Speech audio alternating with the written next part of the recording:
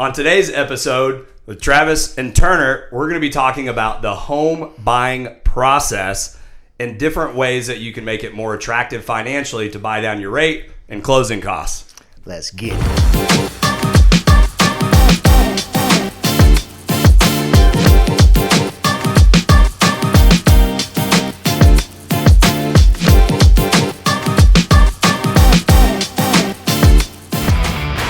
What's up, everybody? I'm glad you're here with us.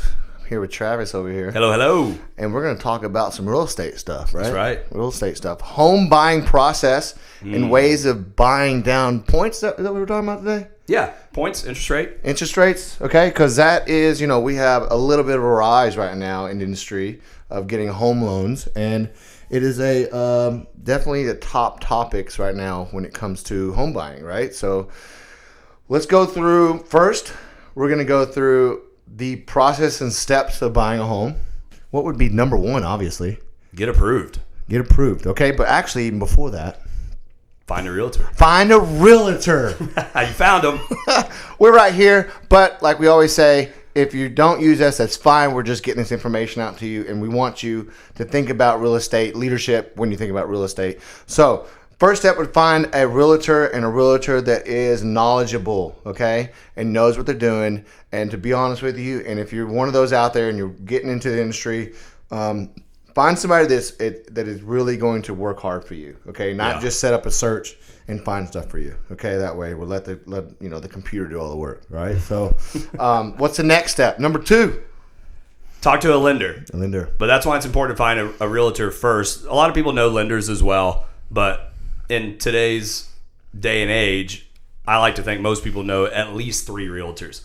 Most people don't know 3 lenders. Yeah. But all of That's your true. best realtors, we partner with great vendor partners, whether that's title, that's lenders. So finding a realtor that has a good vendor partner Because as a lender. it directly affects the way we're perceived. If 100%. we have a mortgage broker or lender out there that doesn't do a good job for our clients. So Yeah. someone that's that is really good at or been in the industry for a while, or that's just really good at doing a good job for their clientele. They want to make sure that everything that's along every single step is going to be a good process and experience for you. So the next step would be having that discussion with your lender, getting approved, and then the next step would be obviously Finding a home. so we want you to have a conversation with your lender so we can see what you are approved for. Okay, now this is where a lot of fresh new realtors out there make a mistake. Yeah. They find a client, they get them to sign a contract with them or whatever, to represent them, and they move forward and just start finding homes. Then they find a home that the client likes, but it might be out of their price range. They might not be able to be approved for it. Therefore, you lost and wasted your time and the real estate agent's time. Or they're tire kickers. Exactly. So Tire kickers. I have a rule now. I'm more seasoned, but I will not show a home unless you're pre-approved. Mm-hmm. Now, there's certain situations to where I know buyers. I've worked with them before. I know they're financially qualified. Yeah. But if it's a brand new buyer, I will not show a home unless they're pre-approved. And that may sound pompous, but it's not. I'm not here to waste my time. I'm not here to waste my buyer's time, because nobody's going to accept an offer without a pre-approval. No, they won't. And what I tell all my buyers, one of the main reasons I want them to get pre-approved first is 2 things. I don't want to show them a home that they may not be able to afford and they get excited about and then they can't buy it. Or I also don't want to show them a home that is far less than what they can truly afford. Yeah. So I'm experiences here. I as a newer agent, a little bit less seasoned than this man over here, but I made a mistake probably about 5 months ago. I had a potential client that didn't go through the process of getting a pre-approval, and I went out and started showing homes, and sure enough, they weren't qualified for those homes, and then even worse, they moved to another state. Yeah. So I just wasted so much time, and it was very frustrating. And I learned my lesson, and I now have. And I remember that. I have that same rule. I asked him, I said, did you not get them pre-approved first? No. And I completely understand it, especially for new agents, because on this show, we want to talk to consumers, the buyers, and sellers, but we're also talking to realtors and agents. Yep. So don't learn from people that have messed up and right here that have made it right here too. Yeah. I did it for the first couple of years because as a brand new agent, one, you have time, so you want to get out and show property. So it's not always a waste of time, but you're excited.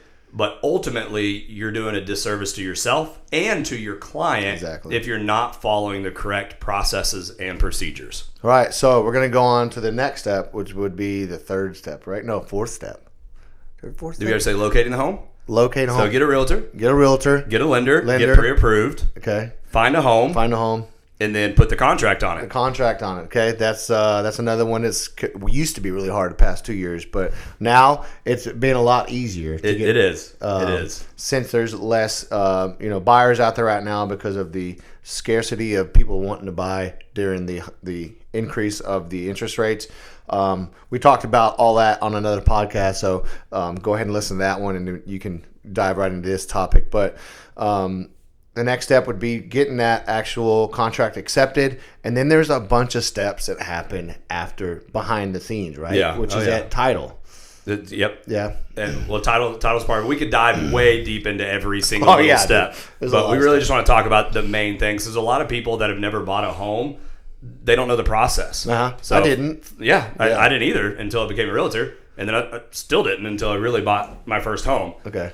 So get your realtor, get a lender, get pre-approved, find the house, and then write a contract. One big thing I talk to people about now is the process of writing a contract. I believe there's 16 different ways in the residential contract to affect the seller's net value and ways to affect the buyer's out-of-pocket cost. Okay.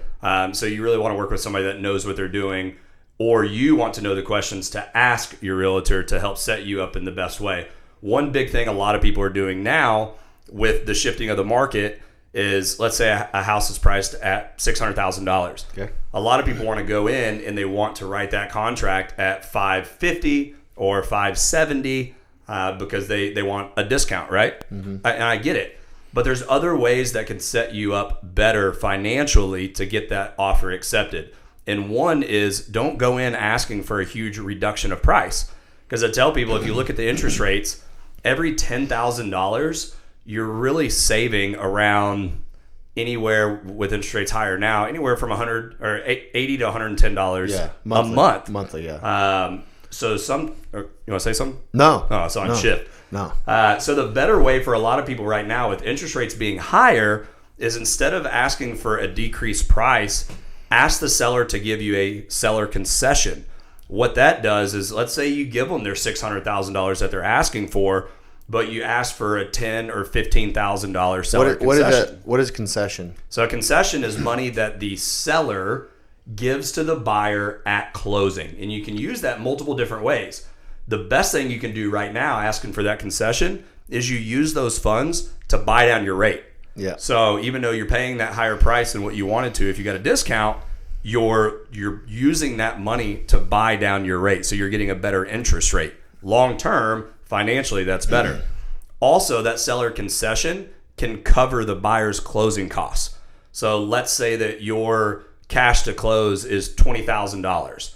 Well, if you ask for a seller concession, let's say $10,000, that can go towards your closing costs. So you're not bringing as much physical cold hard cash to closing. Are there some other options like in the contract? I'm going to ask you, like, as if I'm your client, right? Yeah. So are there other options that we could explore? Like, could we ask the seller to pay for title, or maybe a warranty that you can apply to buying down points? Are there other options in the contract? There's other options, but really the only way to buy down your interest rate or to use the seller's funds to pay for your closing costs is the seller concession. Concessions, yep. There's other ways. In the state of Texas, there's what's called a title policy. You have to have one on closing. Well, you don't have to. That's a different topic. But 99% of the time, you have to have a title policy. State of Texas, it's standard for the seller to pay. In the crazy market, buyers were paying. Yeah. But as a buyer, you want the seller to pay for that because that is a couple of thousands of dollars, depending on the price point of home that you're buying, that you don't want to have to pay for. Same thing with a home warranty. That's a separate class we're going to do, but a home warranty is really good to have on your home, and you want to get the seller to pay for that. It's only a couple $100, roughly anywhere between $400 and $700, but a seller will buy that for you, and now you have a home warranty on your home, seller paid for the first year. Okay. So, I mean, how you look at it, in different ways, is that you can use those funds that you're not paying for that if your contract is accepted with those terms, to buy down points. Because I know that's a big bugaboo in people's mind right now in today's world of higher interest rates than we had 2 years ago. So is that the only raw way you can buy down? Is actual raw cash or concession? Yeah, from the seller, yes. I mean, anybody that puts a contract on a home, they have the option and the ability to, through their lender, buy down their interest rate. But you can actually, just if you have extra cash, you could do that too. Absolutely. Okay. So if you had extra, funds set aside, you could potentially just buy down the actual monthly cost, right? Yeah. On a lump sum. Absolutely. And just like last year, everybody's paying $50 to $100,000 over list price. You could put that on this. True. You could take those funds and you can buy down your interest rate.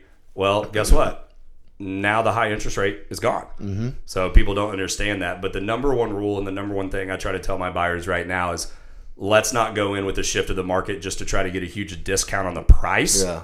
Let's pay a little bit higher of a price as long as it'll appraise. Mm-hmm. But let's get the seller to grant you money at closing that you can use to buy down your rate or cover your closing costs, so it saves you cash to buy furniture, to a lot to put towards your mortgage, because with higher interest rates, your mortgage is going to be a little bit higher than expected. Yeah. So you can set those funds aside that you were going to have to bring to closing. You can now allot that to go towards your little bit higher of a mortgage. So these are amazing tips for real estate agents to be the cutting edge of the shift of the market right now. These are really the ways for you to get a really good financial position for your client that you're serving. This is a really good way that they're like, oh my God, you did an amazing job. And this is great information for you to take to that real estate agent. But hey, I learned about this from the Real Estate Leadership Podcast. You got to listen in and hear this stuff. But they're spitting game out here with this good knowledge, right? I mean, that is great information for you to take when you're out looking for a home in today's industry. And another reason it works is we don't want to force a down market. And so just because the market's shifting and it's becoming a little bit more of a buyer's market, they have more availability, why would you want to lower the value of your neighborhood and your home when in 3 to 5, 7 years, you want to make the most money on your home now? Yeah. So when people are trying to get that deal and they're just beating the seller up on price, they could just be hurting themselves. Ultimately, you're hurting yourself. You're hurting your neighborhood. You're hurting your neighborhood and the value of your home. Rather get just as good of a deal, but get the seller to help pay for the things that you have to pay for on a contract. On a monthly basis, right? Like, think about what is going to help you longevity on a monthly basis to lower your monthly costs of and control you can think of it different ways, but I like to think of it this way. If you have a situation where you got 10,000 to buy down points, right?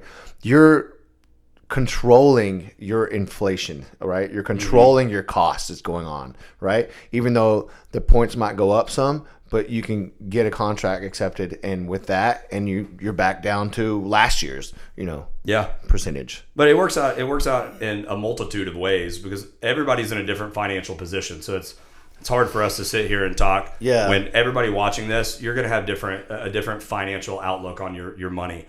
So let's say you're fine with the interest rates and you have a buku amount of cash that it doesn't bother you to pay your closing costs.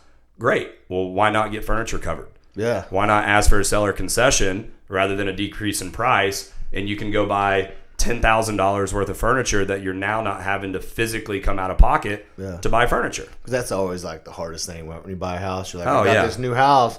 My old furniture doesn't work in this house. People forget about that. You got to spend money after you spend money. Oh, dude. Oh, man. My wife is really good at spending money on furniture. New house. It's So I definitely felt the pain of that.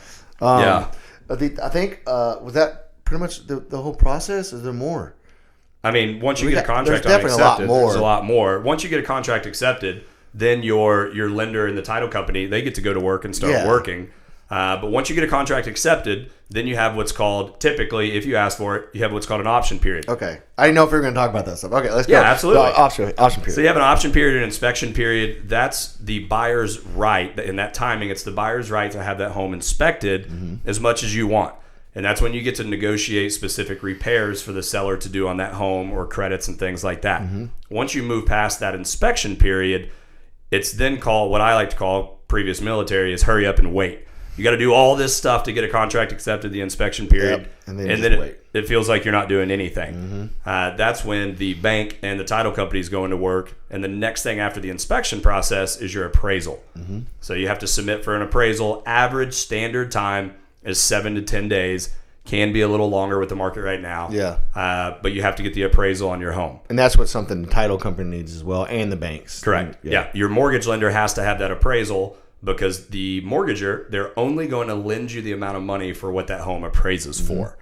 And then once you get the appraisal back, and let's say it's all good, it appraises for the price that you're paying, well, then after that, you go to closing. Yeah. Clear to close. You get to clear to close, the CTC. And then you get to go sign and make some memories and take that photo and post it on social media with your realtor. Yeah.